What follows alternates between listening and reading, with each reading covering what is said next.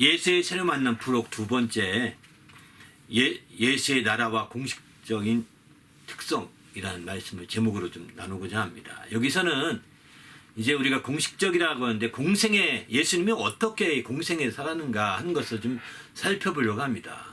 예수께서 이 땅에 오셔서 공생에 사신 것은 우리가 알다시피 이제 침례받고 올라와서 마지막 십자가에다 죽으실 때까지 그때 공생애라고 표현하시는데, 좀 더 길게 말하면 예수님이 태어날 때부터 예수님이 죽고 승천할 때까지 공생애라고 볼 수 있는 거죠.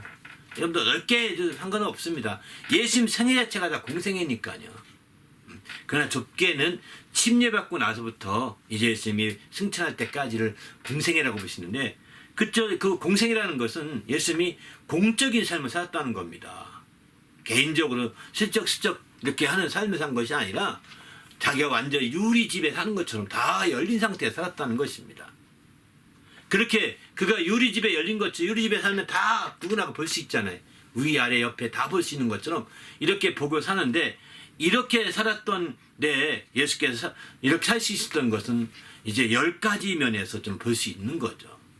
예수님이 이렇게 정말 공식적인 삶, 공적인 생활을 할 수 있었던 것은 이제 다음에 10가지 면에서 한 가지 좀 살펴보려고 합니다.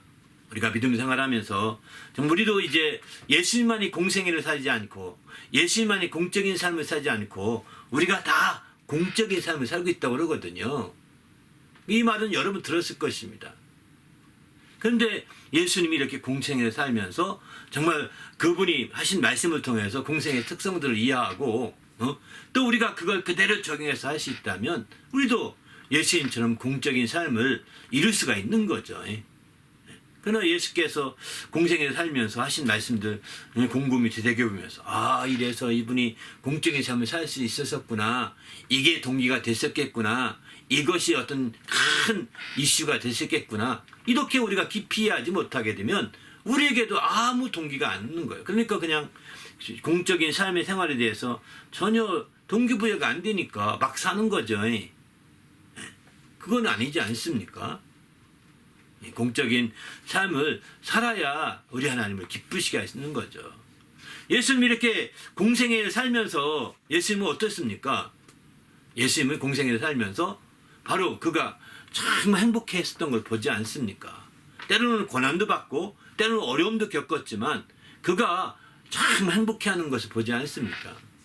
우리도 고난과 어려움은요, 믿는 자나 믿지 않는 자 다 똑같이 있습니다. 고민 안 하는 사람이 없고요, 근심 안 하는 사람이 없습니다. 다 육신으로 태어난 이상은 다 고민하고 고난을 받습니다. 중요한 것은 얼마나 행복하느냐 이거거든요. 공생애를 살아야 행복할 수 있다는 거예요. 공생애를 살지 않으면 행복할 수가 없는 거죠. 공생애를 삶으로 정말 행복하기 위해서는 예수님이 어떻게 공생애를 살았는지를, 공생애의 그 동기부여가 된 말씀들이 어떤 말씀인지를 우리가 깊이 이해한다면 행복하게 이렇게 살 수 있지 않을까, 이런 확신을 갖게 됩니다. 그래도 믿음 안에서 공생애 정말 온전히 공생애를 승리함으로 더욱더 행복한 그런 삶이 될 수 있기를 부탁드립니다. 할렐루야. 그러면 우리는 이제 주님 앞에서 한 단계 한 단계 새로워질 수 있는 거죠. 맨 처음 그래서 우리가 공생애를 살기 위해서는 예수님의 나라에 대한 이해가 필요합니다. 예수님의 나라에 대한 이것부터 이제 두 번째는 예수의 뜻을, 그 뜻을 이해해야 합니다. 또 세 번째는 예수의 원한 것이 무엇인지를 우리가 이해해야 합니다. 같이 맞춰야 되는 거죠. 그래야 공생애가 되는 거죠. 예수의 사명, 예수의 멍에, 이걸 이해해야 합니다. 그럴 때 우리가 이제 공생애를 이룰 수가 있는 거죠. 또 예수의 이름에 대한 이해가 필요합니다. 예수의 말씀이 어떤 특성이 있는지 이것도 이해가 필요합니다. 예수의 계명, 이런 것들을 알 때 공생애를 이룰 수가 있는 거죠. 그 예수의 심판, 그리고 예수가 가졌던 그 영광이 어떤 것인지를 알게 된다면 아마 틀림없이 우리의 공생애도 예수님처럼 행복하게 이룰 수 있을 거라고 생각합니다.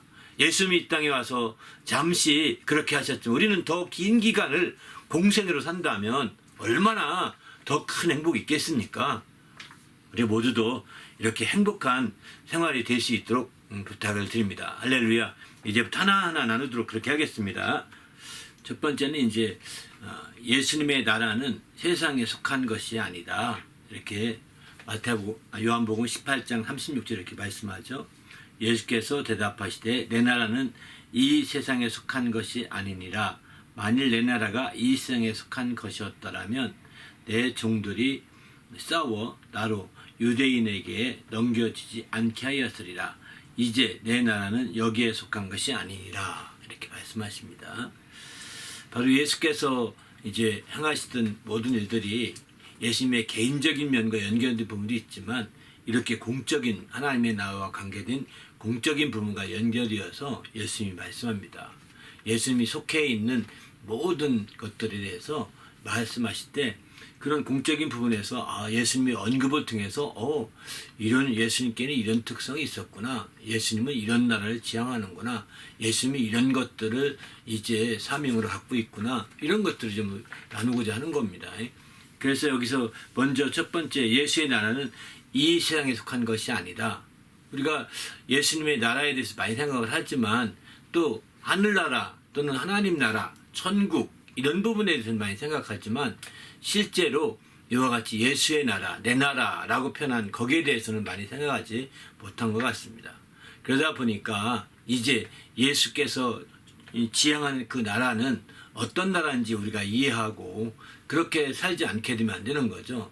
이걸 내 나라는 이 세상에 속한 것이 아니다. 이 특성을 충분히 제 아들이 이해했다면 제 아들이 마지막 승천하기 직전에 물어보지 않습니까? 바로 이스라엘을 회복함이 이때입니까? 라고 묻거든요. 이스라엘을 회복하는 것, 바로 이스라엘이 예수의 나라로 생각했던 거죠. 그러니까 이스라엘을 회복하는 것, 곧 로마로부터 독립하는 것, 그게 그 주님의 제자들 가운데 굉장히 중요한 관심사로 갖고 있었던 거죠. 그러니까 마지막 승천하기 직전에 제자들이 묻습니다. 이스라엘 나라를 회복하는 것이 이때입니까? 라고 묻습니다. 그때 예수께서 이렇게 말씀하시죠. 바로 시기와 때와 시기는 다 아버지의 권한에 두셨다. 그래서 천사도 모르고 나도 모른다. 라고 이렇게 말씀하지 않습니까? 이처럼 이제 예수의 나라가 그냥 예수께서 오셔서 천국에 대해서 하나님의 나라에 대해서 많이 말씀하셨지만 그때까지만 하더라도 예수의 나라와 혹은 하나님 나라 혹은 예수의 나라와 천국은 달리 생각한 거예요. 바로 그게 다 예수의 나라라고 생각했던 겁니다. 그게 다 묶어서 쉽게 예수의 나라라고 생각했었었는데 그러나 이제 그 제자 가운데서는 그렇게 생각하지 않았죠. 이스라엘이 오셔서 이제 메시아로서 이스라엘을 해방시키고 이스라엘을 회복하고 이스라엘을 온전히 독립시키려고 하는구나. 로마로부터 독립운동을 하신다는 어떤 그런 생각을 가졌고 그래서 마침내 이분이 우리의 왕이 된다면 충분히 독립하고 남겠다라고 생각했던 것 같습니다.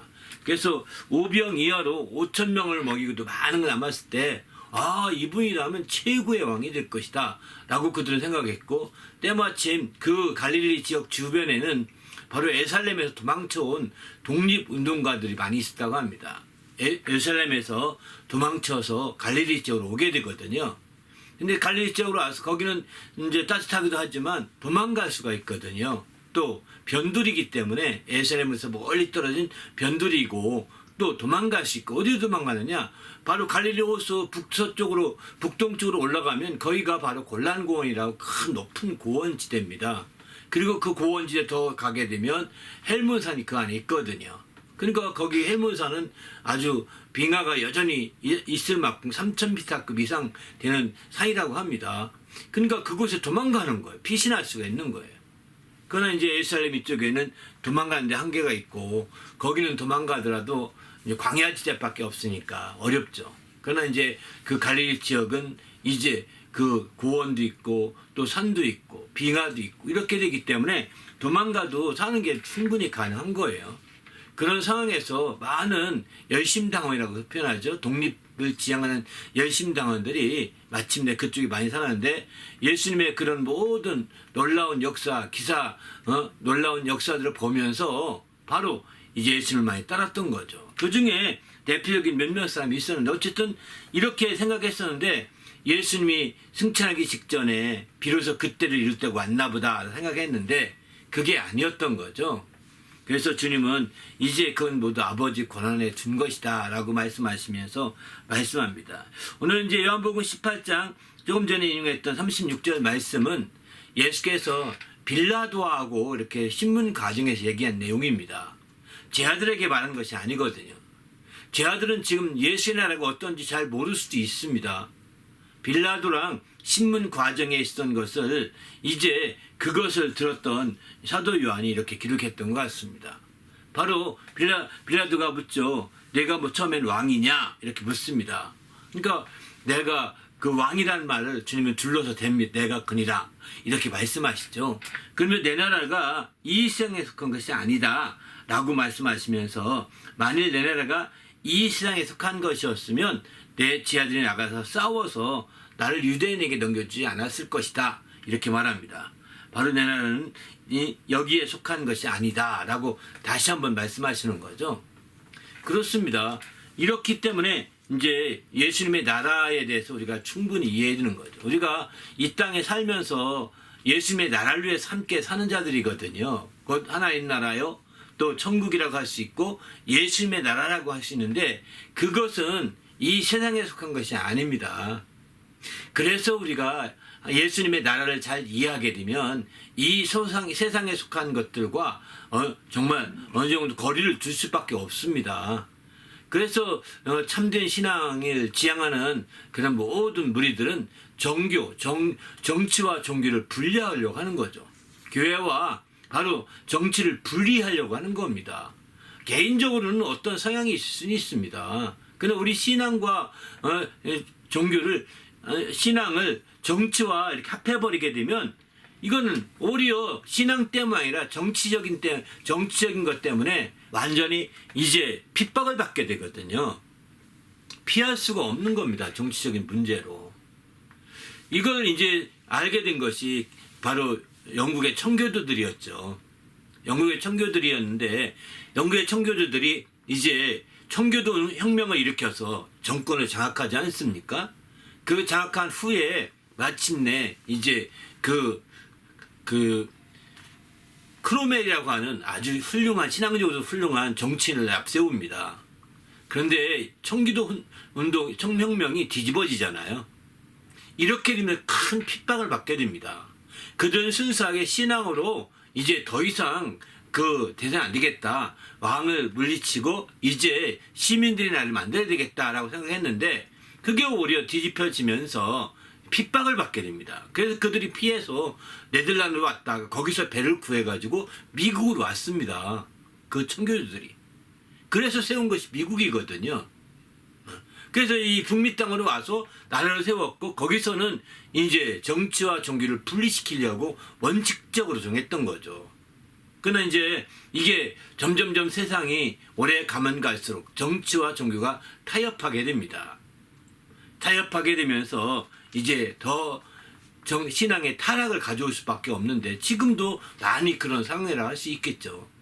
어쨌든 우리는 주님 안에서 이와 같이 예수의 나라를 이해하는 것이 이 땅에서 내가 얼마큼 손을 대고 얼마큼 발을 뻗고 얼마큼 내가 뿌리를 내야 될지를 우리가 정확히 알 수 있다는 거예요. 예수님이 지향하는 나라입니다. 예수님을 믿으면서 예수님께서 말씀하신 그 나라를 우리가 모른다고 한다면 한없이 이 땅에 뿌리를 내려고 할 것이고 이 땅을 천국으로 만들려고 할 것이고 이 땅을 정말 지상 낙원으로 만들려고 할 것입니다. 그건 불가능합니다. 주님이 이 땅에 오셔서 천국으로 만들고 지상 낙원으로 하려고 했다면 이미 주님은 이렇게 말씀하지 않았을 거예요. 그러나 이 땅의 사이비들은 대부분이 이렇게 이 땅을 천국으로 만든다고 말하고 이 땅이 낙원으로 만든다고 하면서 돈을 끌고 모아가지고 자기 부동산만 넓히게 됩니다. 우리는 이런 차원에서 주님의 나라를 이해한다는 것이 얼마나 중요한지를 알 수 있는 거죠. 그리고 이렇게 주님의 나라를 이해 못한 자들은 이 땅에 막 왕궁을 만들려고 합니다. 이 땅에 점점점 큰 집을 원하고 처음에는 정말 조그만 아파트 하나도 할지 모르겠지만 점점 큰 집, 더 큰 집, 더 큰 집, 더 모으면 더 많은 집 이렇게 원한다고요. 자기 왕국 이렇게 별거 다 만들려고 합니다. 이거 어리석은 짓입니다. 다 어리석은 짓이에요. 그의 나라를 모르기 때문에 크리스찬이라고 함에도 그렇게 하려고 하는 거죠. 마찬가지죠. 교회도 이 주님의 나라를 잘 모르기 때문에 이 땅에 큰 왕궁을 만들려고 하는 겁니다. 주님의 궁정이라고 표현도 하죠. 주님은 그곳에 안 거하십니다. 그것보다 훨씬 더 많은 황금으로 지은 집에도 안 거했건만은 그런 집에 거하겠습니까? 그냥 하나의 헛돈 들이지 말아야 합니다. 예수의 나라를 잘 이해하는 사람들은 헛돈 들이지 않는 겁니다. 오히려 그것 가지고 또 다른 생명을 살리고자 하고 또 다른 생명을 구하고자 하는 일에 정말 그 막대한 자본을 다 투자하게 되는 거죠. 우리는 어리석게 정말 이 땅에 엄청난 규모의 정말 이런 교회를 짓고 엄청난 규모의 부동산을 가지면서 이제 옆에 교회는 굶어 죽고 있습니다. 옆에 교회는 굶어 죽고 있고 단 몇 푼이 없어서 전도생을 할 수 없게 됩니다. 전도지 구할 돈도 없습니다. 어떤 교회가 그렇게 하고 있습니까? 보세요. 우리는 죄를 돌아보고 함께 할 수밖에 없는, 그의 나라를 이해한 자는 죄를 돌아보고 함께 할 수밖에 없지만, 그러나 이제 그의 나라를 이해하지 못한 자들은 이 땅에 엄청난 부하들, 어떤 목사님들은 그래서 정말 그 호위병을 데리고 다닌다니까요. 테러할까봐. 누가 목사를 테러합니까? 잘못한 게 있으니까 경비병을 앞세워서 막 호위병처럼 경비대를 데리고 다니는 경비병. 예? 말이 됩니까 이게? 예? 그러니까 이처럼 어리석게 살았기 때문에 그렇게 해서 마침내 큰 할지 모르겠지만 어리석은 거예요. 다 지혜가 없는 거죠. 제가 정말 예수께서 말씀하신 말씀을 중심으로 이런 공적인 부분을 말씀드리려고 했던 것은 예수의 말씀이 헛되지 않다는 겁니다. 예수님이 직접 말씀하신 거잖아요. 이런 나라들을 우리가 꿈꾸고 함께 나갔으면 좋겠습니다. 두 번째, 예수의 뜻을 이해해야 되거든요. 예수의 뜻을. 예수님은 그렇게 말합니다. 바로 그를 보내신 이의 뜻을 행하는 것이다. 내 뜻은 내 고유의 뜻을 가지고 있지 않다. 물론 그분의 마음이 있어요. 그분이 원하신 것이 있어요. 그러나 내 뜻은 그것이 아니고 나를 보내신 아버지의 뜻을 이루는 것이라고 했습니다. 주님이 왜 이렇게 했을까요? 왜 공적인 면에서 자기 개인적인 뜻도 있고 생각도 있지만 그러나 자기의 개인적인 생각이나 뜻을 앞세우지 아니하고 내가 원하는 것은 내 뜻은 바로 아버지의 뜻을 이루는 것이다. 이렇게 말할까요? 요한복음 6장 38절이면 내가 하늘에서 내려온 것은 내 뜻을 행하리 하면이야 아니요 나를 보내신 이의 뜻을 행하리 함이다. 이렇게 말합니다. 내가 세상에 내려온 것은 내 뜻을 행하리 함이 아니요 나를 보내신 이의 뜻을 행하리 함이라는 것입니다. 그만큼 우리는 예수님께서 바로 그 뜻에 정말 초점을 두었다면 우리가 예수를 믿는 자들이지 않습니까? 우리가 예수를 믿는 자들이라고 한다면 바로 예수님의 뜻에 맞춰야죠. 예수님은 아버지의 뜻에 맞추고 우리는 예수의 뜻에 맞춰가는 것이 당연하지 않겠습니까? 예수님도 자기의 뜻을 행하려고 오지 아니하셨고 자기를 보내신 이신 아버지의 뜻을 행하려고 오셨는데 왜 우리가 이제 여전히 내 뜻에 초점 두고 사는지 이해가 안 가는 거죠. 자기의 뜻을 좀 내려놓고 아버지의 뜻에 우리가 살려고 한다면 이게 주님이 행했던 공적인 삶을 살 수 있지 않겠습니까? 주님이 공적인 삶을 살았던 것은 그의 나라가 그랬고 또 그의 뜻이 그랬기 때문인 거라고요. 그분의 뜻이 개인의 뜻을 행하며 개인의 이익 추구를 하며 개인의 어떤 진리를 추구했다면 그분은 아마 공생에 살지 않았을 것입니다. 그러나 그분이 이 공식적인 삶을 살았던 것은 자기의 뜻이 있었음에도 불구하고 그 뜻대로 행하지 아니하시고 그를 보내신 이의 뜻을 먼저 앞세웠기 때문인 거죠. 우리가 원하는 뜻대로 하기보다는 그분이 우리를 정말 구원해 주신 우리 주님이 원하시는 뜻을 따라 할 수 있어야 되겠다는 겁니다. 바로 주님을 보내시는 그를 보내신 아버지의 뜻대로 하려고 했던 거고요. 이렇게 우리가 주님처럼 산다면 우리도 이제 참 주님이 말씀하신 그대로 이루어갈 수 있다면 이게 바로 공적인 삶이라고 볼 수 있고 또 다른 우리에게 주어진 공생애를 살아간다고 이렇게 할 수가 있는 겁니다. 우리에게 주어진 공생애를. 우리는 지금 과연 내가 정말 주님을 따르는 자인지 아닌지 자기를 분별해 볼 필요가 있는 거죠. 자기를 분별한다면 우리도 주님의 뜻을 먼저 앞세우고 주님이 아버지의 뜻을 앞세웠듯이 우리도 주님의 뜻을 먼저 앞세우고 행할 때 그게 가능하다고 성경은 말씀하고 있습니다. 우리도 주님 안에서 이렇게 주의 뜻을 이루는 귀한 성도가 되시기를 예수님의 이름으로 부탁을 드립니다. 할렐루야. 또 세 번째는 이렇게 말씀하죠. 예수의 소원은 자비를 원한다. 이렇게 말씀합니다. 예수의 소원이라고 했습니다. 예수의 소원이라는 말은 성경적이 없고 예수의 원함은 이렇게 말씀하죠. 마태복음 12장 7절 나는 자비를 원하고 제사를 원하지 아니하노라 하신 뜻을 너희가 알았더라면 무죄한 자를 정죄하지 아니하세요. 이렇게 말합니다. 또 마태복음 9장에도 보면 너희는 가서 내가 긍휼을 원하고 제사를 원하지 아니하노라 하신 뜻이 무엇인지 배우라. 나는 의인을 부르러 온 것이 아니요 죄인을 부르러 왔노라. 이렇게 말씀하시죠.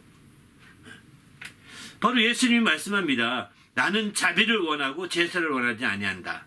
또 9장에 가서는 이 자비 대신에 나는 긍휼을 원하고 또 제사를 원하지 아니한다. 이 뜻을 알아야 된다는 거예요.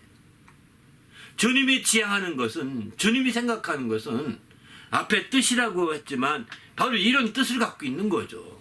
이런 뜻, 이런 생각을 갖고 있는 것이죠. 주님이 지향하는 원함인 것, 원하는 것이죠. 바로 우리가 정말 형식적으로 주님, 우리 세상은 율법에 늘 있어 왔기 때문에 어떤 형식을 더 원하는 줄 착각하거든요. 제사를 더 원하고 또 예배를 더 원하고 또 어떤 형식적인 절차를 더 원하는 것 같이 이렇게 생각하지만 우리 주님은 주님이 원하시는 것은 주님의 소원은 그런 것보다 먼저 자비가 있어야 된다는 겁니다. 그런 것보다 먼저 긍휼함이 있어야 된다는 겁니다. 자비한 마음과 긍휼한 마음 이런 마음들이 먼저 있어야 그 제사도 예배도 그런 모든 절차도 하나님을 기쁘시게 할 수 있는 거지. 자비가 없이 긍휼이 없이 그런 절차들만 움직인다고 한다면 바로 주님 앞에 또 이렇게 놀라운 주님의 기쁨이 되지 못하는 거죠. 그래서 궁극적으로 예수님은 나의 원함대로 되지 말고 아버지 원대로 되기 원합니다. 라고 누가복음 22장 42절 이렇게 말씀하지 않습니까? 겟세마네 기도에서. 나도 원함이 있습니다. 그건 뭐냐? 할 수만 있으면 이 고난의 잔이 지나가기 원합니다. 쓴 잔이 지나가기 원합니다. 라고 그의 마음에 원하는 것을 말씀하잖아요. 그럼에도 불구하고 그냥 내 원함대로 되지 마시고 아버지 원대로 되기 원합니다. 라고 누가복음 22장 40절 이렇게 말씀하고 있습니다. 이런 점에서 볼 때 바로 우리 주님이 그 원하시는 것이 무엇인지를 우리는 잘 알아야 되겠다는 거죠. 우리가 그러면 우리에게 있는 원함은 꼭 틀린 것이냐 잘못된 것이냐 이렇게 단죄할 필요는 없습니다. 그러나 먼저 우리는 주님의 원함을 알고 거기에 맞춰가야 되는 거죠. 내가 원함이 있는 것을 무조건 틀렸어. 이건 잘못이야. 이렇게 정지한다면 그것도 아닙니다. 말할 수 있어야 합니다. 그것도 우리 주님 앞에 말할 수 있어야 합니다. 난 이걸 원합니다. 난 이렇게 그동안에 뿌렸고 심었고 그렇게 기도해서 여기까지 왔습니다. 난 이걸 원합니다. 이렇게 후련하게 여러분의 원함을 주님 앞에 고백해야 되는 겁니다. 주님도 그렇게 하시잖아요. 그러나 우리의 궁극적으로 우리가 마지막 정말 점을 찍을 것은 나의 원함대로 되기보다는 오직 주님의 원함대로 되기 원합니다. 라고 말해야 되는 거죠. 이처럼 우리는 정말 우리가 사는 삶에 공생애가 되게 하기 위해서는 이런 것들이 굉장히 필요한 거예요. 우리 삶 가운데 공생애가 되기 위해서는 내 원함보다는 주님의 원함에 초점을 맞추고 나갈 때 이 모든 것들이 가능한 것이죠. 그러면 왜 이렇게 어떤 제사나 예배나 이런 형식적인 것보다 왜 마음 다시 말해서 우리 중심에 있는 자비나 긍휼이 주님이 원한다고 하셨을까요? 바로 하나님은 외모를 보지 아니하시고 그 중심을 보시기 때문입니다. 하나님은 우리의 모양을 보지 아니하시고 우리의 마음을 보시는 거거든요. 그렇기 때문에 우리의 마음이 주님 앞에 상달돼야 되는 거지. 우리의 어떤 형식을 통해 뭐를 상달을 하거나 또 우리의 모양을 통해 외모를 통해 어떤 것을 연락하려고 한다면 이게 다 형식이 된다는 거죠. 더 형식이 되는 거죠. 그래서 우리는 이제 주님의 소원에 이제 예수님은 아버지의 뜻에 초점 맞추고 그의 뜻을 행하였고 또 우리는 주님의 소원에 초점을 맞추고 그 원함을 이루어갈 때 가는 거 아니겠습니까? 우리가 왜 그러면 이렇게 해야 될까요? 그것은 바로 우리 생각보다 우리 마음에 있는 생각보다 바로 우리 주님의 원한 그 생각이 더 높기 때문입니다. 이사야서 55장 8절과 9절에 보게 되면 내 생각은 너희 생각과 다르며 내 길은 너희 길과 다름이니라. 또 하늘이 땅보다 높음 같이 내 길은 너희 길보다 높으며 내 생각은 너희 생각보다 높음이니라. 이렇게 말씀하시죠. 그렇습니다. 바로 주님의 생각과 주님의 원함은 우리 것보다 훨씬 높기 때문에 내 걸 내려놓는 거죠. 우리가 알다시피 천박한 우리 생각을 따라가겠습니까? 아니면 천박한 생각이 아니라 높으시고 고귀한 주님의 생각을 따르시겠습니까? 천박한 나의 원함을 관철시키겠습니까? 아니면 고귀한 주님의 원하심을 관철시키겠습니까? 우리가 지금 주님의 그런 소원함, 주님이 원하시는 것을 우리가 생각하고 있지 않기 때문에 거기에 우리의 초점을 맞추고 있지 않기 때문에 오히려 그냥 너무나 쉽게 자기의 원함을 따라 자기의 모양대로 자기 생각대로 나가는 거예요. 이게 바로 우리로 하여금 공적인 방향으로 나가는데 장애가 되는 거죠. 이런 장애가 없도록 좀 우리가 깨어 있어야 되겠다는 생각을 합니다. 할렐루야. 그러나 이제 우리의 생각이 알다시피 천박한 생각이 아니라 주님의 생각에 맞춰져서 주님의 소원에 맞춰서 그 우리가 소원을 가지고 나간다면 하나님은 시편에 이런 말씀하죠. 좋은 것 그 여호와를 기뻐하라. 그러면 내 마음의 소원을 이루어 주신다고 이렇게 말씀하거든요. 시편 30편 4절입니다. 하나님을 기뻐하고 기뻐하는 그런 방향으로 우리의 원함을 맞춰간다면 이제 주님이 우리의 마음에 있는 소원도 이루어 가신다는 거예요. 그러니까 우리가 정말 주님이 우리의 마음을 어디에 맞춰야 되는지를 잘 보여주고 있는 거죠. 우리도 주님 안에서 이런 멋진 주님의 그 마인드를 가지시기를 예수님의 이름으로 부탁드립니다. 할렐루야. 네 번째는 예수의 사명이죠. 예수의 사명이 있다는 사실입니다. 예수님도 그냥 이 땅에 잘 먹고 잘 지내고 관광하러 오신 분이 아니십니다. 그분이 이 땅에 이곳저곳 가서 어떤 사람은 예수님 유학을 갔다고 하는데 어떤 사람 요즘에 뭐 한국의 국뽕 유튜브들 보면 예수님이 한국까지 유학 갔다고 얘기도 합니다. 말도 안 되는 얘기인데 18세부터 33세 사이에 어디 갔다 오느냐 예수님이 한국까지 왔다 하셨다는 거예요. 뭐 그랬으면 좋을 것 같은데 사실 그건 너무 지나친 확대거든요. 작은 것까지 너무 확대한 거예요. 또 어떤 사람들은 적어도 그 인도까지 와서 다 불교 모든 걸 배우고 갔다는 거예요, 예수님이. 근데 다 마찬가지예요. 예수님이 부처한테 배웠다는 거예요, 그렇게 해서. 근데 이것도요, 마찬가지. 이것도 너무 지하철 확대인 거예요. 우리가 모르는 부분대로 둬야지. 그걸 가지고 소설 쓰면 되겠습니까? 그리고 그런 소설에 녹아나서 어떤 믿음 없는 자들은 또 녹아나서 그러면 그렇지 나도 궁금했는데 하고 함께 박자 맞추면 되겠냐고요. 안 되는 거예요. 예수님은 사명을 가지고 오신 분입니다. 이거 시간이 많아서 그분이 이곳저곳 찾아다니면서 배우고 유학하고 그럴 만한 여력도 없었지만 정말 그럴 분이 아니십니다. 관광 다니고 이럴 분이 아니십니다. 우리가 주님 안에서 정말 예수님처럼 정말 공적인 생애를 잘 감당하려고 한다면 다른 것이 아니죠. 바로 이처럼 사명이 있어야 되는 거죠. 누가복음 4장 43절 보면 이렇게 예수께서 이르시되 내가 다른 동네에게도 하나님 나라를 복음을 전파해야 하리니 나는 이 일을 위하여 보내심을 받았노라 이렇게 말씀하죠. 내가 보내심 받은 것은 다른 동네에도 하나님 나라의 복음을 전파하기 위해서 보내받았다는 겁니다. 그러니까 이것이 바로 사명이라고 이렇게 말씀하고 있는 거죠. 그런 말씀들을 여러분 말씀, 내가 세상에 온 것은 잃어버린 자를 찾아 구원하려 함이라 이런 말씀도 하시죠.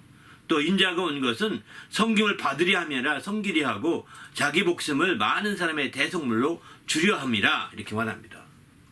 또 요한복음 10장 10절은 도둑이 오는 것은 도둑질하고 죽이고 멸망시키는 뿐이요 내가 온 것은 양으로 생명을 얻게 하고 더 풍성히 얻게 하는 것이라 이렇게도 말씀하시죠.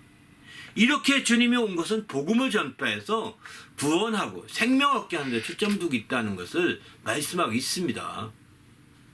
주님이 이게 바로 나를 보내신 것은 이게 사명이다. 내가 이것 때문에 왔다라고 성경은 누누이 말씀하고 있죠. 이 부분에 대해서는 아마 앞에서 이미 자세하게 말씀을 드렸습니다. 그러나 어쨌든 우리는 여기서 주님의 사명, 사도행전 20장 24절 보게 되면 사도 바울은 이렇게 고백합니다. 나의 달려갈 길과 주 예수께 받은 사명, 곧 하나님의 은혜의 복음을 증언하는 일에는 마치려 하면은 나의 생명도 조금도 귀한 것으로 여기지 아니한다 이렇게 말하거든요. 바로 하나님의 은혜의 복음을 증거하는 일을 주 예수께 받은 사명이라고 이제 사도 바울은 이렇게 말하고 있습니다. 여러분 우리에게 사명이 있습니까? 주님이 사명이 있었기 때문에 그 사명을 이루는 데 중심을 두고 초점을 두고 거기에 방향을 맞추다 보니까 공적인 삶이 되었거든요. 그분이 사명이 없었다면 이제는 공적인 삶이 안 되는 겁니다. 우리도 이제 주님 안에서 나의 사명은 뭔가? 나의 사명은 나라를 중흥시키는 것입니까? 민족을 중흥시키는 게 우리의 사명입니까? 옛날 그 국민교육헌장이라고 한국에 그런 것이 있었는데 거기에 그렇게 나오거든요. 왜? 정말 그 민족적인 사명을 깨우치려고 그렇게 국가 지휘자들이 그렇게 강요했던 거죠. 우리는 정말 예수님의 사명을 우리는 받아야 되는 거죠. 우리가 그렇지 않으면 예수님과 같은 사명의 길을 걸어가야 되지 않겠습니까? 예수님과 같은 사명의 길. 그래서 사도 바울은 주 예수께 받은 사명이다 이렇게 표현하고 있습니다. 주 예수께 받은 사명이라고. 이런 사명을 가지고 이제 그가 담대히 나가게 되는 거죠. 우리도 주 예수께 받은 사명을 다시 한번 찾아보시기 바랍니다. 그게 찾아질 때 우리의 하나님 안에서 우리가 참 우리의 삶이 그저 정말 행복한 만족할 수 있는 이 세상의 어떤 것으로 만족할 수 없지만 이런 사명을 감당한 자들에게는 더 큰 행복과 만족이 있는 거거든요. 이런 사명을 우리가 감당하셔야 되겠다는 겁니다. 할렐루야. 바로 그런 사명을 감당할 때 마침내 하나님께서 이제 우리도 동일하게 이제 주님의 놀라운 축복을 함께 누릴 수 있는 거죠. 고린도 전서 9장 17절 보면 내가 내 자의로 이것을 행하면 상을 얻으려니와 나는 자의로 아니한다 할지라도 나는 사명을 받는다라 이렇게 말하죠. 바로 사도 바울은 말합니다. 내가 자원해서 더 한다면 상을 받겠다. 또는 내가 자원해서 아니할지라도 비록 억지로라도 할지라도 나는 사명을 받아서 해야 된다라고 이렇게 말하고 있는 거죠. 바로 이 복음 전하고 주님이 맡기신 일들은 그가 자원해서 해야 더 좋지만 자의로 해야 더 좋지만 상도 받고 더 기쁨이 있겠지만 자의가 아니고 그게 억지라고 하더라도 자꾸 우리가 이제 그 억지라도 해야 될 이유는 뭐냐? 바로 사명 때문이라는 거예요. 우리도 이런 사명감을 가지고 정말 우리에게 주어진 공적인 생애를 이루시기를 바랍니다. 할렐루야. 주님은 이런 사명이 있었기 때문에 그의 공생애를 이루시게 되고 하나님 뜻대로 살았던 것을 보게 되는 거죠. 또 다섯 번째는 예수님의 멍에가 있다는 겁니다. 멍에. 어쩌면 이 멍에가 사명일 수도 있어요. 사명이 멍에일 수도 있어요. 저는 예수의 멍에는 쉽고 가볍다 이렇게 말씀합니다. 우리에게도 마찬가지죠. 우리에게 멍에도 이제 그런 사명이 멍에가 될 수 있습니다. 내가 해야 될 역할과 또 책임과 이런 사명들이 나의 멍에라고 해도 과언이 아니죠. 목회자라고 하면 목회가 멍에일 수도 있는 거죠. 그러나 그 멍에가 과연 공적인 삶을 산다면 가볍고 쉬워야 되는데 공적인 삶을 살지 않게 되면 가볍고 쉽지 않다는 겁니다. 예수님은 그 멍에가 있었지만 아버지께로부터 하는 멍에가 있었거든요. 그런 멍에 중에 대표적인 것이 이제 그가 자기 목숨을 버리고 대성물로 주는 것이었죠. 방울 자기는 성경을 받지 않고 섬기고 마침내 자기 목숨까지도 대성물로 주는 것이었습니다. 그런데 그게 멍에였는데 그게 예수님에게는 무겁지 않았다는 것이죠. 예수님 이렇게 말씀하죠. 마태복음 11장 30절 보면 내 멍에는 쉽고 내 짐은 가벼움이라 하시니라. 수고하고 무거운 짐진 자들아 다 내게로 와 내가 너희를 쉬게 하리라. 28절입니다. 29절에 보면 나는 마음이 온유하고 겸손하니 나의 멍에를 메고 내게 배우라. 그리하면 너희 마음이 쉼을 얻으리니. 이렇게 말씀하시죠. 그렇습니다. 예수님의 멍에가 앞서 말씀드린 정말 대성물로 주고자 하는 것, 다시 말해서 사명을 이루는 것이죠. 그런데 그럼에도 불구하고 이게 내 멍에는 가볍고 내 짐은 쉽다, 이렇게 가볍다, 이렇게 표현합니다. 내 멍에는 쉽고 내 짐은 가볍다, 이렇게 말하고 있는 거죠. 왜 그럴까요? 공적인 삶을 살게 되면 이제 비록 자기 목숨을 내주는 것이라 할지라도 가벼운 겁니다. 쉬운 것입니다. 우리 이 땅에 살면서 무엇을 먹을까, 무엇을 마실까, 무엇을 입을까, 정말 우리가 얼마나 노심초사합니까? 또 끼니가 없어질 때마다 더 마찬가지겠죠. 그러나 이제 주님의 그 사명을 가진 자, 곧 주님의 멍에를 가지고 이제 공적 생활을 하는 자들에게는 그것이 무거운 것도 아니고 그것이 어려운 것도 아니라는 겁니다. 그래서 공적인 삶을 사는 사람들은 자기 목숨을 내놓는 일이 쉽게 내놓습니다. 그래서 순교하는 겁니다. 순교할과가 되어 있기 때문에 그 멍에가 그렇게 무겁지 않은 겁니다. 순교할과가 되어 있기 때문에 그 짐이 가볍게 느껴지니까 멍에가 어렵게 느껴지지 않는 것, 쉽게 생각되는 거죠. 멍에마저도. 이런 측면에서 우리가 이제 정말 철저히 주의 멍에를 메야 되겠다. 더구나 우리는 알다시피 너희는 내게로 와서 내 멍에를 메고 내를 배우라. 이렇게 말씀하시거든요. 내게로 와서 내 멍에를 메고 내게 배우라. 이렇게 말합니다. 그것은 뭘 의미하냐면 우리가 그리스도인이잖아요. 예수님은 혼자서 멍에를 메었을지 모르지만 우리는 혼자 메는 게 아니라 예수님과 함께 멍에를 메는 거거든요. 그러니까 훨씬 더 예수님이 짊어져 주신 멍에이기 때문에 우리는 가벼울 수가 있는 거죠. 이스라엘, 특별히 중동지방에서 멍에라는 것은 한국에서의 멍에는 소를 이렇게 끌고 갈 때 멍에는 하나짜리 멍에거든요. 한 마리가 끄는 멍에입니다. 그런데 중동지방에서의 멍에는 두 마리가 끄는 멍에입니다. 두 마리를 우리 순수 우리말로는 결이라고 그러거든요. 결이. 바로 소 결이가 끄는 멍에입니다. 근데 왜 꼭 두 마리냐? 그래서 이 두 마리를 끌기 때문에 이종을 멍에로 봐서는 안 된다라고 바울도 이렇게 말하고 있죠. 이종, 모세의 율법에도 이종, 말과 소를 멍에로 매서 안 된다는 겁니다. 말과 소는 의사소통이 안 되고 같이 나가기 어렵다는 거예요. 그래서 이제 우리가 멍에를 맬 때 주님, 그러면 한쪽은 누가 멍에 매느냐? 예수님이 매주는 거예요. 예수님 멍에에 우리가 가입해서 가는 거죠. 예수님이 쉽게 멍에를 끌고 가니까 우리는 더 말할 것도 쉬운 거 아니겠습니까? 그렇기 때문에 우리는 주님 안에서 이런 멍에에 대해서 우리가 생각을 해야 되겠다는 거죠. 그럴 때 마침내 우리 주님 앞에 큰 역사, 그래서 공생애를 완성할 수 있는 거예요. 주님이 빼놓고 자기 혼자서 주님과 상관없이 자기 혼자서 멍에를 온전히 이루려고 한다면 그것은요 굉장히 어려울 것입니다. 자기 혼자서 멍에를 온전히 다 씌우고 그 멍에를 완성하려고 몸부림친다면 그 자체로 아마 큰 짐이 될 것이고 그 멍에가 엄청난 정말 그 어려움이 될 것입니다. 우리도 주님 안에서 이런 정말 주님의 멍에를 함께 맴으로 우리가 주의 공생애를 이루는 성도가 되시기를 예수님의 이름으로 축원합니다. 할렐루야. 또 이제 다 여섯 번째는 예수의 이름. 예수님이 가신 이름도 예수님 이렇게 어떻게 소개하냐? 내 이름은 아버지께 아들에게 주신 아버지의 이름이라는 거예요. 아버지께서 주신 아들에게 주신 아버지의 이름이다. 요한복음 17장 11절에 보게 되면 이렇게 말씀하는 11절 12절에 보면 내게 주신 아버지 이름으로 저들을 보존했다 이런 표현하지 않습니까? 예수의 이름으로 제 아들을 보존했는데 내게 주신 아버지 이름으로 보존했다 이렇게 말씀합니다. 실제로 예수께서 이 땅에 잉태될 때 그 수태고지에 보게 되면 천사가 말하잖아요.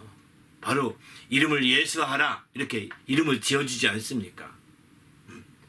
예수하라 했는데 그 이름이 그냥 뚝 떨어진 이름이 아니라 아버지 이름이었는데 아들에게 이름을 지어주게 한 거죠. 그러니까 정확히 표현한다면 바로 예수라는 이름은 예수 2세인 셈이죠. 아버지는 예수 1세, 아들은 예수 2세인 셈입니다. 아니면 요즘 미국식 표현하면 주니어 지저스, 주니어 지저스 이런 셈입니다. 다 뭐 야구 선수 보면 주니어 그 아버지 훌륭한 아버지 밑에 자라는 사람들은 주니어 뭐 이러더라고요. 그러니까 여기 이쪽 그 미국식으로는 그렇게 이름이 쉽습니다. 그러니까 아버지 이름을 그 서양 문화 이게 이제 그쪽에서 쭉 연결돼 왔으니까 서양 문화에서는 이름을 완전히 낯선 이름을 짓지 않습니다. 동양에서나 낯선 이름을 짓거든요. 이름을 그래 짓는다 이렇게 표현한다고 합니다. 이름을 서양에서는 이름을 짓는 것이 아니라 조상 가운데 존중하는 분의 이름을 그대로 갖다 이름을 쓴다고 합니다. 이름을 정한다고 그러는데 정한다고 그래서 이름을 정하는 거죠. 그 요셉이 이제 마침내 아기를 낳습니다. 아기를 낳는데 이제 그 요셉은 말도 못하고 그러니까 침례 요한이 왔을 때 이제 어떻게 이러면 좋냐 이름 정하게 해서 다 모였습니다. 모여서 아무래도 우리 조상 가운데 누가가 좋은 것 같아 해서 이름 정해놓고 이제 마지막에 어떠냐가 물어보니까 아니라고 이렇게 끄떡끄떡합니다. 그 침례 요한이 아버지가 그리고서 이제 거기다가 요한이라고 쓰고서 이제 쓰고 나서 읽어주기 이제 하니까 요한 이게 처음 듣는 이름인데 그 가문 가운데는 계시에 의해서 하는 거죠. 그래서 조상 가운데 있는 이름이 아니라 처음 짓는 이름을 짓거든요. 그때부터 그 이제 이름이 입이 열리게 되죠. 침례요한의 아버지 이름이 아버지의 입이 열립니다. 요한이라 부르기 시작하죠. 이런 것처럼 이제 동양에서는 이름 만들어주는 겁니다. 완전히 새롭게 이름 속에 아주 그의 모든 걸 사명을 담아서 만들어주는 거예요. 그래서 서양에서는 이름을 만들지 않습니다. 이름 갖다 하나 정해주는 거예요. 이름을 정한. 그게 차이가 있는 거예요. 여기서 예수님께서 이름도 마침내 정해주는 거잖아요. 이렇게 그죠? 천사를 통해서 아버지 이름을 정해서 주는 거예요. 근데 그 예수 이름이 아버지 내게 주신 아버지 이름이라고 하는 이 생각이 그에 강렬하게 있었던 거예요. 그냥 나는 그냥 예수라는 이름을 천사가 정해서 지었다 이런 생각이 아니라 이것은 아버지가 내게 주신 이름이다. 아버지가 내게 주신 이름이다. 이 아버지의 이름을 내가 더럽혀서는 안 되겠다. 이런 생각이 있는 거예요. 아버지의 이름을 더럽히거나 아버지의 이름을 뭔가 잘못되게 해서 안 되겠다. 흠이 잡히게 해서 안 되겠다. 이 생각이 사실은 바로 예수님의 공생에 이르는 하나의 또 다른 그 특성이 된 거죠. 그러니까 예수님이 이렇게까지 말해요. 내게 주신 아버지 이름으로 저들을 보존했습니다. 이렇게 두 번씩이나 말하지 않습니까? 내게 주신 아버지 이름으로 했다고. 그러니 이게 얼마나 중요한지를 잘 보여주는 거죠. 내게 주신 아버지 이름으로 저들을 보존하고 지켰다고. 그리고 이제부터는 이제 16장 보면 24절 보면 지금까지 너희가 아무도 내 이름으로 구하지 아니했으나 아무것도 구하지 아니하였으나 구하라 내 이름으로 구하라 그리하면 받으리니 너희 기쁨이 충만하니라. 요한복음 16장 24절 이렇게 말씀하죠. 그 이름으로 내 이름이 내게 친 아버지 이름인데 그 아버지 이름으로 이제부터는 구하라. 지금까지 구하라. 이제부터는 구하라는 거예요. 지금까지 아무것도 이거 내 이름으로 구한 적이 없는데 이제부터 구하라는 거죠. 바로 그 이름이 이제 아버지로부터 온 이름이요. 또 예수의 아들의 이름인 것을 알고 구하라는 이 예수라는 이름이 아버지의 이름이요. 또 그 아들의 이름임을 깊이 안다면 우리가 예수 이름 부르면서 함부로 행하지 않을 것입니다. 예수는 부르면서 함부로 살지 않는다고요. 공적인 삶을 살게 되는 거죠. 우리도 예수 이름 부르면서 이런 공적인 삶으로 한 단계 더 발전되시기 바랍니다. 할렐루야. 그렇게 될 때 이제 예수 이름으로 말미암아 영광을 돌리게 되는 거거든요. 우리가 예수 이름으로 말미암아. 또 예수의 말은 어떠냐? 성경 예수의 말은 영이요 생명이라고 했습니다. 요한복음 6장 63절은 살리는 것은 영이니 육은 무익하니라. 내가 너에게 이른 말은 영이요 생명이라. 이렇게 말씀하시죠. 영이요 생명이라는 겁니다. 천지는 없어지겠으나 내 말은 없어지지 아니하리라. 마태복음 13장 31절 이렇게 말씀합니다. 없어지지 아니하는 말이라는 겁니다. 예수의 말은. 영이라는 것은, 생명이라는 것은 없어지지 않는 것입니다. 영은 없어지지 않는 거예요. 바로 주님이 살리고자 하는 건 영이고 육이 아니기 때문에 살리고자 하는 영을 살리려면 영인 말씀, 영으로 말씀을 전해줘야 되는 거죠. 육으로 말씀을 전하면 성이 없습니다. 그런데 많은 사람들이 이렇게 영적인 면에서 공적인 삶을 살지 못하게 되는 가장 큰 이유는 대부분 육신적인 말씀을 붙들고 늘어지기 때문입니다. 육신적인 말씀. 영의 말씀으로 영이신 말씀, 영이요 생명이신 말씀을 붙들고 늘어져야 공적인 삶을 살거든요. 그런데 영이요 생명이신 말씀보다는 육에게 하는 말로 듣는 거예요. 육신의 교훈으로 듣는 거예요. 육신의 말로 들으니까 다른 육신의 말이 들어오면 이 모든 말씀이 다 밀려가서 잊혀지는 겁니다. 사라지는 겁니다. 바로 내 말은 천지가 없어지겠어 내 말은 없어지지 않는다고 했는데 왜 주의 말씀이 영이요 생명신 말씀이 내 속에서 사라져버릴까요? 기억도 안 날 만큼 이렇게 되고 말까요? 이것은 다 뭘까요? 이게 다 육신의 말로 들었다는 거예요. 육의 말로 영의 말, 영이요 생명이신 말씀을 들었다는 겁니다. 예수는 영이요 생명이신 말씀으로 우리에게 전해주었건만 우리는 영이요 생명의 말씀을 한 차원 막 꺾어버려가지고 육신의 말로 들은 것과 똑같은 거죠. 그러니 이제 그게 다 잊혀지고 또 잊혀지고 또 잊혀지는 거예요. 안타깝죠. 이제 우리 모두가 정말 육신의 말이 아니라 영의 말로 들으시길 바랍니다. 그 영적인 말로 들을 때 우리가 놀라운 하나님의 영광을 드러낼 수가 있는 거죠. 주님의 이 영적인 말씀으로 우리가 이해하지 않게 되면 결국은 다 이제 육신적인 교훈으로 끝난 거예요. 이거는 다 가치가 없는 겁니다. 우리도 육신의 교훈으로 듣지 마시고 영적인 생명의 말씀으로 들으시길 바랍니다. 할렐루야.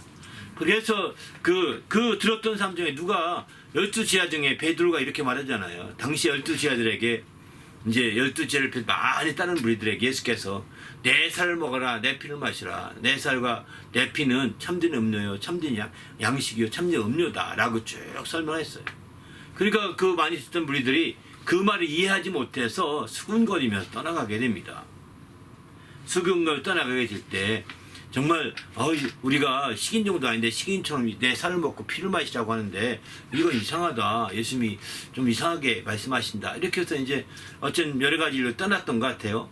그때에 떠나는 무리 가운데 제자들도 있었다는 겁니다. 12사도에 속한 제자는 아니었지만 12사도 바로 아래 급에 속하는 제자들이 많았던 것 같습니다. 근데 그 제자들 중에도 떠나는 자들이 있었던 거죠. 그때에 예수께서 묻습니다. 베드로에게 너도 떠나려느냐 이렇게 묻습니다. 그때 예수께서 그런 질문하실 때 베드로가 말합니다. 영생의 말씀이 여기 계시오매 내가 어디로 가겠습니까? 이렇게 말하죠. 생명의 말씀이 여기 있는데 내가 네게로 가겠습니까? 라고 이렇게 말합니다. 생명의 말씀 영이요 생명의 말씀 영생의 말씀이거든요. 영생이라고 하니까 꼭 아는 사람들이 그저 뭐 이렇게 육신이 죽지 않고 천년 만년 사는 것처럼 이렇게 생각만 하는데 아닙니다. 영이요 생명인 말씀이 영생이라고 보는 거죠. 영으로 정말 영이요 생명인 그 말씀이 여기 있는데 내가 네게로 가겠습니까? 이렇게 말하게 됩니다. 그렇습니다. 그래서 우리는 정말 영이요 생명이신 말씀을 붙들어야 우리가 세상의 것을 바라보고 세상의 뜻대로 살려고 떠나가지 아니하고 영이요 생명이신 말씀을 바라볼 때 온전히 공적인 삶을 살 수 있게 되는 거예요. 그래서 그 공적인 삶을 통하여 정말 주님의 교회가 더 든든히 세워지게 되는 거 아니겠습니까? 우리도 주님 안에서 영이요 생명의 말씀을 통하여 주님의 교회가 든든히 세워지는 역사가 있기를 바랍니다. 그래서 마침내 이제 베드로가 그러잖아요. 너는 나를 누구라 생각하느냐? 아느냐? 물어보니까 주는 그리스도시요 살아계신 하나님의 아들이십니다 라고 이렇게 고백했을 때 예수께서 기뻐하시면서 바요나 시몬아 네가 참으로 복이 있도다 하면서 그에게 말해줘. 내가 이 반석 위에 계율을 세우리라. 음부의 권세가 이기지 못하리라. 이렇게 말씀하지 않습니까? 그러니까 보십시오. 여기서 음부의 권세가 이기지 못하는 그런 놀라운 역사가 펼쳐지게 된다는 거예요. 교회가 점점점 영이요 생명이신 말씀을 바탕으로 나갈 때 세워지게 되는 거죠. 그러나 교훈의 말씀, 철학의 말씀, 사상의 말씀, 세상의 논리적인 말씀으로 우리가 아무리 배워도 그것으로는 교회가 든든히 세워지지 못합니다. 그런 사람의 육으로 전해진 말씀을 통해서는 또 항상 무너지게 돼 있는 거거든요. 우리가 무너지지 않도록 정말 교회가 음부의 권세의 영향 아래 들어갈 수밖에 없는 거죠. 그렇게 되면 우리도 이렇게 멋진 주의 성도가 되시길 부탁합니다. 할렐루야. 또 8번째는 예수의 계명에 대해서 말씀하죠. 예수의 계명은 내가 너희를 사랑한 것 같이 너희도 서로 사랑하라. 이게 내 계명이다. 요한복음 15장 12절에 이렇게 말씀합니다. 내 계명은 곧 내가 너희를 사랑한 것 같이 너희가 서로 사랑하라 하는 이것이니라. 이렇게 말씀하시죠. 이게 예수의 계명이라는 거예요. 이런 계명이 이제 정말 분명해야 되는 거죠. 그러면 내 계명이 이렇다고 말씀하는데 이것은 예수께서 우리에게 준 계명이죠. 그런데 예수님은 직접적으로 어떤 계명을 받았는지 아십니까? 요한복음 10장 18절 보게 되면 내게서 빼앗는 자가 있는 것이 아니라 내가 스스로 버리노라. 나는 버릴 권세도 있고 다시 얻을 권세도 있으니 이 계명은 내 아버지에게서 받았노라. 요한복음 10장 말씀입니다. 18절의 말씀이거든요. 바로 예수님이 이 계명을 받았다. 이게 진짜 예수님의 계명이었죠. 나에게 나를 버릴 권세도 있고 다시 얻을 권세도 있는데 이건 빼앗을 자가 있어 빼앗기는 것이 아니라는 겁니다. 근데 이 계명은 내 아버지에게서 받았다. 이게 예수님의 계명입니다. 그런데 이 계명을 그가 실행하기를 어떻게 실행했냐면 바로 자기 목숨을 다해서 사랑하는 것이었죠. 자기 목숨을 다해서 사랑하는 것이었어요. 죽기까지 사랑하신 것입니다. 그러면서 내가 너에게 준 새 계명을 주는데 이 새 계명을 예수님 내 계명이라고 말씀하시고 있는 거죠. 근데 이 새 계명을 말씀한 내가 너희를 사랑한 것 같이 너희가 서로 사랑하라. 이게 새 계명입니다. 이게 내가 너에게 준 계명이다라고 말씀하고 있는 거예요. 내처럼 사랑하라는 거예요. 한마디 말해서. 나도 계명을 받아서 이렇게 죽기까지 했는데 죽기까지 하게 될 것인데 너희도 나처럼 사랑해라. 서로. 그것도 한쪽에서만 일방적으로 사랑하는 사랑은 나는 그렇게 했지만 바로 너희는 서로 사랑하라고 이렇게 말씀하고 있는 거죠. 바로 이런 계명이 분명할 때 공적인 삶을 살게 됩니다. 공식적인 삶을 살 수 있는 길이 열리게 되는 거죠. 바로 이런 계명이 불확실하게 되면 공식적인 삶을 살 수 없게 됩니다. 자기 생각대로 그냥 움직여갈 뿐인 거니까요. 우리도 이제 주님 앞에서 정말 주님의 계명을 따르시기 바랍니다. 우리는 주님께서 말씀하신 요한복음 15장 12절 말씀, 이게 주님의 계명을 받은 거죠. 앞에 13장 요한복음 13장 34절 35절 보면은 너희가 이처럼 정말 서로 사랑하라. 그리하면 내 제자인 줄 아리라. 이렇게 말씀하잖아요. 새 계명을 지키면 너희가 내 제자인 줄 안다는 거예요. 바로 우리가 이런 계명을 중심에 둘 때 바로 주님의 제자임을 알 수 있는 길이 열리게 되는 거죠. 우리도 주님의 제자로서 이제 정말 계명이 확실한 성도가 되시기를 예수님의 이름으로 부탁을 드립니다. 할렐루야. 그래서 우리 자신이 주님의 이제 제자임을 알릴 수 있는, 이게 주님의 제자가 누굴까요? 공적인 삶을 사는 사람들을 주님의 제자라고 표현합니다. 처음에는 예수님과 함께 따르던 12제자를 제자라고 했지만 나중에 사도행전을 가게 되면 12제자를 통해서 키워진 사람들을 다 제자라고 표현했습니다. 그런 제자들이 나오게 되면서 안디옥 교회에서 그런 제자들을 가리켜 부르기를 그리스도인이라고 불렀던 거거든요. 그리스도인이라고. 바로 정말 제자들에 의해서 양육받은 제자들. 당시에 사도반일에 있던 바울과 바나바도 다 사도라고 그렇게 했거든요. 근데 그렇게 보냄받은 사도로서 그들이 양육했던 그 제자들, 안디옥 교회에서 양육했던 제자들을 바로 그들은 이제 그리스도라고 표현한, 그때부터 그 별칭을 얻게 된 거죠. 그게 오늘날 그리스도인, 크리스천이라고 하는 그런 어원이 된 거예요. 출발점이 된 것입니다. 우리가 크리스천이라고 내가 자부심이 갖고 나도 크리스천이다 라고 말할 수 있다면 나는 벌써 그의 제자라는 뜻이에요. 이런 사람들은 이제 바로 주님의 계명을 따라서 공적인 삶을 살아야 되는 거죠. 주님의 계명이 불확실하고 뭔지 모르겠다, 그러면 크리스천이 되기 어렵습니다. 주님의 계명을 딱 알고 그 계명을 따라 살 때 공적인 삶을 살게 되고, 그를 가리켜 주위의 사람들이 저 사람 진짜 크리스찬이야 이렇게 말하는 거죠. 우리도 이제 이렇게 정말 진짜 크리스찬 되시길 바랍니다. 할렐루야. 또 9번째는 예수의 심판은 의로운 것이다 이렇게 말합니다. 요한복음 5장 30절 보면 내가 아무것도 스스로 할 수 없노라 듣는 대로 심판하노니 나는 나의 뜻대로 하지 않고 나를 보내신 이의 뜻대로 하려 함으로 내 심판은 의로우니라 이렇게 표현하죠. 예수님의 심판은 의롭다는 거예요. 바로 그가 아무것도 심판하지 아니하고, 이제 왜 아무것도 심판하지 아니한다, 아무것도 말하는 것은, 나는 심판하지 않는다는 것은 내 뜻대로 심판하지 않기 때문에 하는 얘기입니다. 그가 그를 보내신 아버지의 뜻과 무관하게 심판했다면 바로 내 뜻대로 심판한다 이렇게 말했을 것입니다.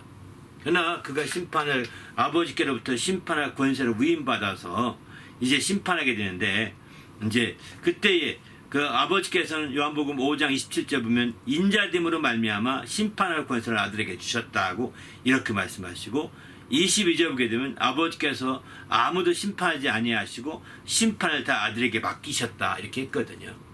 그러니까 아들이 심판하시게 되는데, 아들은 자기 마음대로 자기 뜻대로 심판하지 아니하고 아들은 이제 그를 보내신 이의 뜻을 따라 심판한다. 그래서 아들이 하는 심판이, 예수의 심판이 의로운 것이다 라고 이렇게 말씀하고 있는 거죠.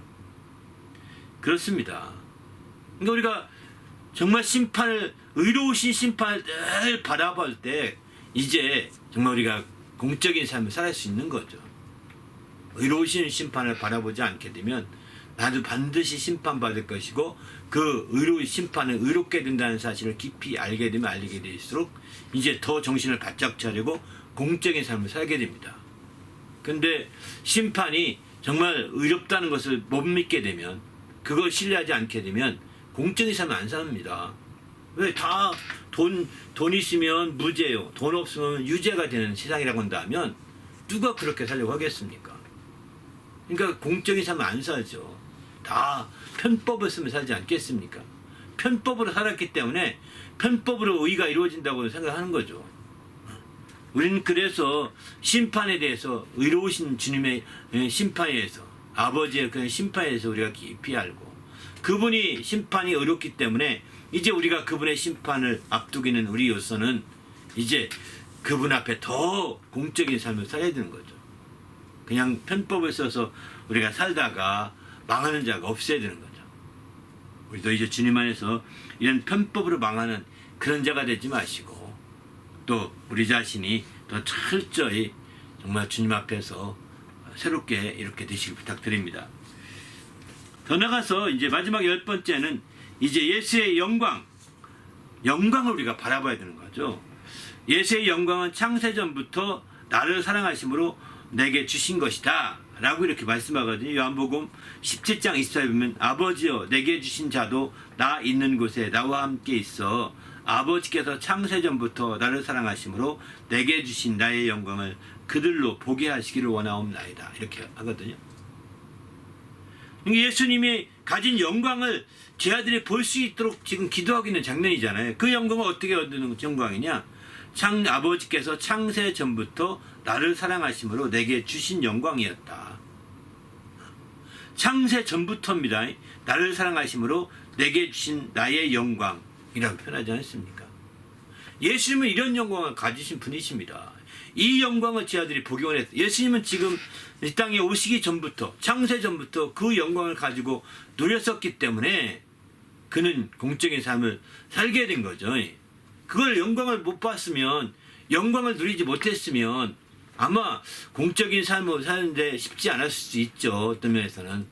물론 뭐 주님은 하나님의 아들이니까 능히 했겠지만 오늘날에 와서는 더 마찬가지인 거예요. 오늘날 주님의 큰 영광을 우리는 바라봐야 되는 거죠. 주님의 그 아버지가 그에게 주었던, 창세전 주었던 그 영광도 보고 그것을 우리가 직시할 수 있어야 되겠다는 거예요. 그래야 우리도 세상의 작은 영광에 묻혀가지고 이렇게 사는 자가 되지 않고 그런 거죠. 주님이 광야에 가서 40일 동안 금식한 후에 시험 받을 때 사단이 와서 시험을 합니다. 천하의 영광을 보여줍니다. 너가 나에게 절해라. 그러면 내가 이 많은 영광을 다 너에게 주겠다. 이렇게 말하죠. 그러면서 덧붙이기를 이것은 내가 넘겨받은 것이므로 내가 너에게 줄 수 있는 것이다. 이렇게 말하거든요. 주님이 천하의 영광을 쭉 보여주셨는데, 주님께 배워주셨는데 그것은 넘겨받은 거라는, 누구한테 넘겨받았을까요? 아담으로부터 넘겨받은 거죠. 아담을 범죄케 함으로 아담에게 있던 그 천하의 영광을 다 이제 그 사단이 넘겨받은 거예요. 그래서 그의 것이라는 거예요. 그래서 줄 수 있다고 이렇게 말하는 거거든요. 그런데 주님은 그 말에 현혹 미혹되지 않죠. 왜 그럴까요? 이 땅에 해봤자 아담이 본 천의 영광은 에덴 동산 안에서 있는 그런 영광이잖아요. 그죠? 보잘것없는 거죠. 에덴 동산이 지어지기 전에, 천지가 지어지기 전에 하나님께로부터 이미 하나님이 사랑하심으로 하나님께로부터 그에게 주신 영광이 있다는 것입니다. 그 영광을 맛보시고 그 영광을 누렸던 하나님의 아들이 이 땅에 와서 천의 영광을 보고 미혹되겠습니까? 말도 안 되는 거죠. 근데 오늘날 우리는 왜 믿음 좋지 않은 사람이 돈을 조금 벌더니 더 교회도 안 나가고, 조금 더 많이 들더니 교회도 이제 아예 교회 발도 끊어요. 일이 너무 많다고. 안타깝지 않습니까? 이 사람은 천하영광에서 농락된 자들입니다. 왜 그럴까요?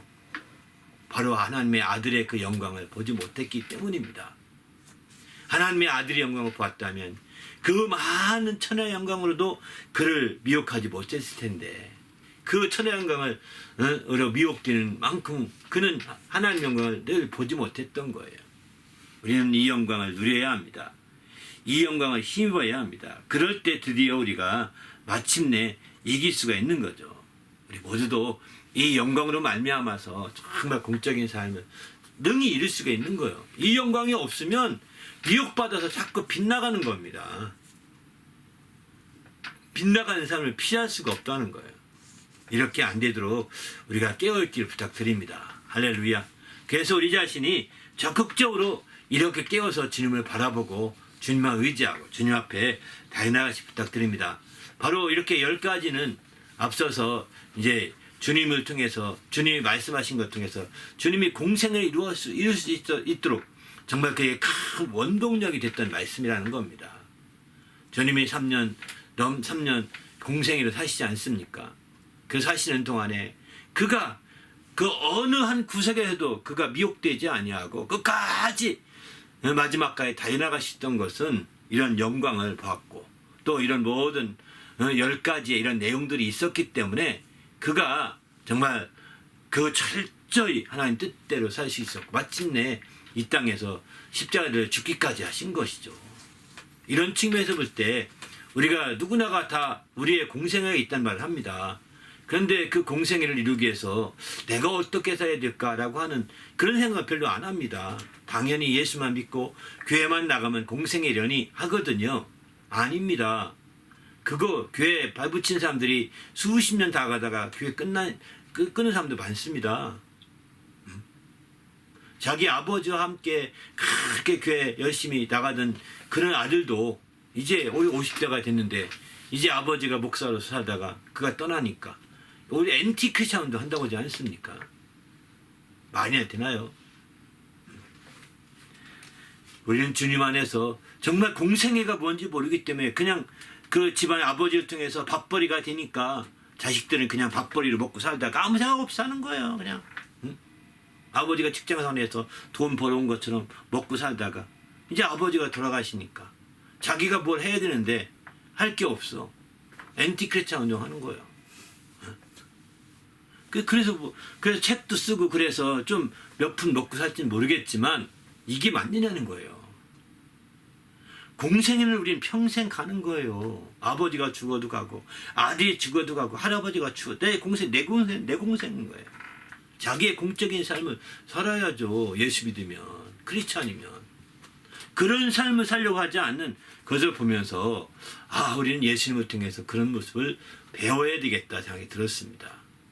우리도 예수님을 통해서 이왕이면 예수 믿는 사람으로서 정말 꼭 배우시기 바랍니다. 특별히 1단계 1권 예수의 새로운 만남 이 과정은 사실은 그동안에 교회 다니는 사람이 교회 왔을 때 처음 가르치는 내용들이에요.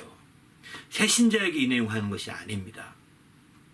교회에 다녔던 사람들이 수년이든 수십 년이든 다녔던 사람이 다시 교회 우리 교회 오게 되면 이걸 배우는 거거든요. 바로 이걸 가르치는 이유가 뭐냐? 당신이 온전한 공생에 살았다면 우리 교회 올 필요가 없었을 겁니다. 와서도 안 되는 겁니다. 당신이 처음 속했던 교회에서 온전히 공생에 살았다면 당신은 그 교회의 기둥이 됐을 거예요. 지금쯤이면. 수십 년 지난 지금쯤이면. 그런데 그렇지 못하고 또 배회하는 상황이 됐다 이거죠. 그걸 나는 지금 판단하고 싶어서 하는 얘기가 아니라 여기서 종지부가 되길 원하는 거죠. 이 교회가 마지막 교회가 되길 원하는 겁니다. 당신의 공생애를 삶으로 마지막 기회로 삼으시길 바랍니다. 여기서 이런 공적인 삶을 계속 앞으로 우리의 삶이 5년을 살든 10년을 살든 수십 년을 살든 상관없이 공적인 삶을 산다면 당신은 진정한 크리스찬이요 주님의 제자로서 우뚝 서게 될 것입니다. 바로 이런 10가지 방향을 맞춰서 철저히 10가지를 중심을 둔다면 이런 귀한 제자가 되고 또 공적인 삶이 되어서 예수님이 말씀하신 것처럼 행복한 신앙생활을 할 수 있을 거라고 확신합니다. 할렐루야. 감사합니다.